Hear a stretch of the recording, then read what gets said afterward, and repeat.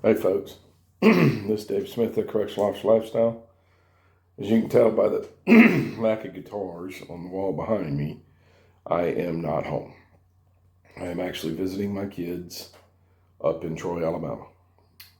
And I just thought, since it's early in the morning and there's not very many people awake, I would go ahead and do a quick video for you. It's one that I came up with, and it's things that inmates say.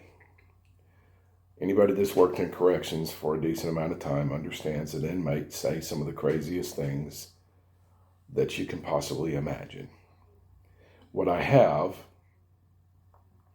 is what the inmate says, my interpretation of why they said it, and then my general response to what they say. The very first thing that I hear come out of an inmate's mouth more often than nothing else is, "That's crazy." It's generally when an inmate is faced with disciplinary action for having done something wrong, for having violated the rules of prohibited conduct, to use the official title. It is often accompanied with a few strengthening statements, something to help the inmate convince me that what I'm doing is crazy. Number one is, "Come on, it's not like I was stabbing anybody. All the people around here doing drugs and getting high, and you want to come after me? That's crazy." I hear that all the time. Or my personal favorite, "Can we just pretend this didn't happen? Man, that's crazy." I hear that all the time. It drives me nuts. Okay, my answer to that often comes from one of my favorite movies, the movie Labyrinth. Whenever the heroine of the movie tells the Goblin King, "That's not fair," the Goblin King looks at her at one point in time in the movie and says, "You use that so often, I often wonder what you use as a basis for comparison." A lot of the inmates I tell that to don't understand. I don't care, but it alleviates, it helps to diffuse a potentially bad situation.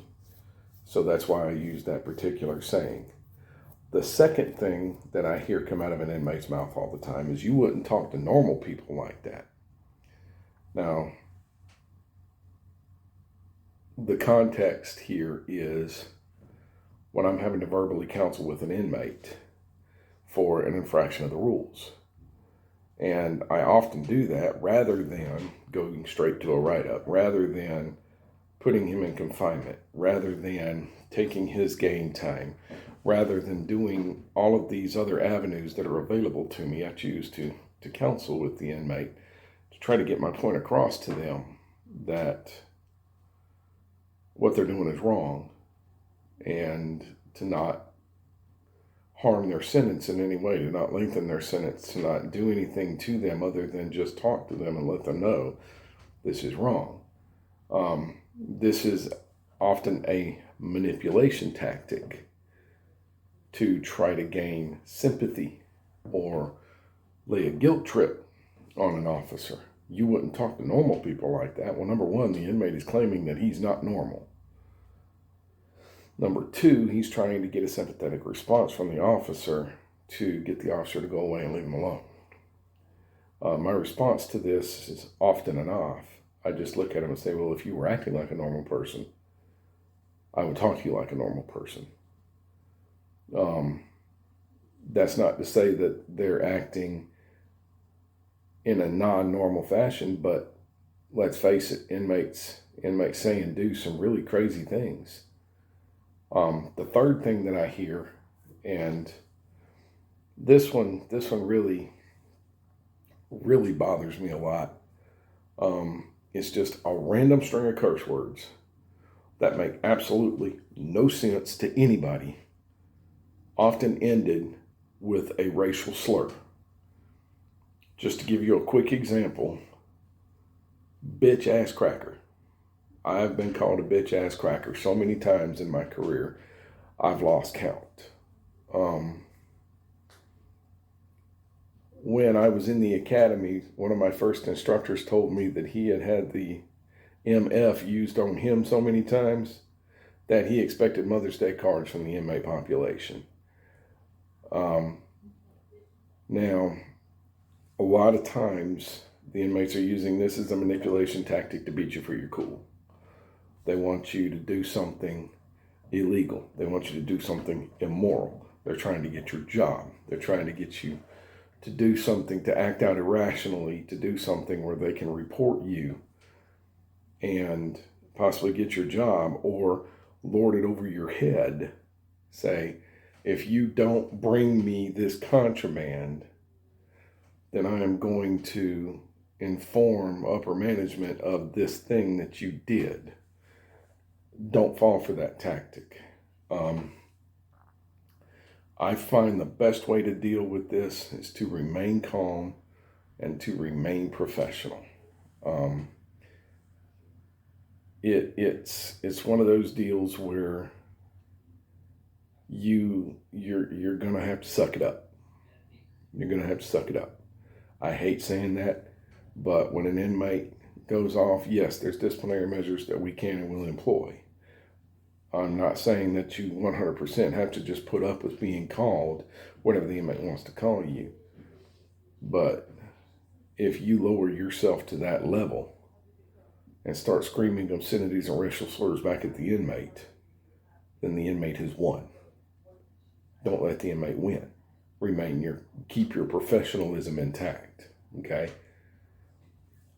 The single most aggravating thing that I hear, and it's much more prevalent on the 12-hour shift model than it is on the 8.5-hour shift model that we're going to. Well, the other shifts let me do it. They're trying to elicit the response to where an officer backs off and says, okay, do what you want. The other shifts let you do it. Well, who am I going to be to stop you? Don't give in to that. Don't give in to that. My response to them is always, well, it might not be the other way the shifts do it, but it's the way the policy and procedures dictate that I do it. So that is how I deal with that. Now, the single most aggravating thing that I have ever heard an inmate say. I'm going to go on ahead and preface this first. This is generally when an inmate is being faced with placement in confinement and has to be restrained, or when they're already in confinement and they're being ordered to do something like submit to restraints for a cell search or what have you. And they scream at the top of their lungs, I'm going to make you kill me. I'm ready to die. There again, they're intending to scare the officer into not placing them into restraints. They're intending to scare the officer into just saying, okay, whatever, and walk away so that they can continue to do what they want to do. I often remind them of their choices in this one. Okay, I don't dismiss the comment, but I do act as though I am ignoring the comment. You can either submit to restraints or you don't submit to restraints, and I'll force you to submit to restraints. Or there is no noncompliance in confinement. You heard me say that a couple of videos ago. There is no noncompliance in confinement. I am not giving you any illegal or immoral orders, and I expect the orders that I'm giving you to be followed. Failure to do so will result in force methods being employed. I always, in a situation where an inmate is yelling and screaming, I'm going to make you kill me, I'm ready to die, I always remind them that the only person yelling is him. The only person upset is him. I have to let him know that his tirade is not working. It does not affect me. The only way that I can do that is to remain calm and to stay professional. Those two things are mandatory. When an inmate has gone off the rails and is screaming at you, I'm ready to die, I'm going to make you kill me. And his buddies are no help to him. His buddies are no help. They're behind a door somewhere down the confinement block screaming, that's right, make them kill you, dog. It makes no sense. It makes no sense, but they say it every day. Every day. I had an inmate sit in the holding cell and argue with me that suicide by cop is how he was going to go, simply because I placed him in confinement. I placed him in confinement because he pulled a knife on another inmate and threatened to kill him. I can't let that be on my compound. So there it is. That's some of the crazy things that inmates say. The list of crazy things that inmates say is so much longer than 5, but I'm limited on time. I can't just post a 5-hour video. So I'm going to keep it hopefully under 15 minutes by the time I get done with my ending spiel. As always, if you like the content, make sure you hit the like button. You want to see more, hit the subscribe button, hit the bell for notification when I post new videos, and hit me with a comment. Let me know some of the crazy things that inmates have said to you in the course of your career. Okay? I am sure that the list is long and really, really strange. But go on ahead and hit me with it. Hit me with it anyway. I'm good with it. Okay? Make sure you keep your comments professional. No vulgarity. No profanity. Make sure that you don't discuss any sensitive items. Make sure that you don't divulge any policies and procedures that your agency may have, and don't do anything to disrupt an ongoing investigation. But hit me with the comments. I want to know. I want to hear from you. All right, there is no place for domestic violence in this world. If you are the victim or you know the victim of a domestic violence situation, make sure you dial the number 1-800-799-SAFE. 1-800-799-7233. That is a domestic violence hotline. The other people at the end of that phone call have the tools and resources and abilities to help the victims of domestic violence. All right.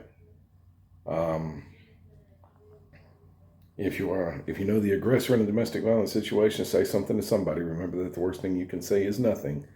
And if you are the aggressor in a domestic violence situation, admit that you need the help and then ask for it. Help will be provided. All right. Love shouldn't hurt. I am my brother's keeper. I am my sister's keeper. This is David Smith at Correctional Officers Lifestyle. Y'all stay safe, pound the fence. I'll see you in the next video.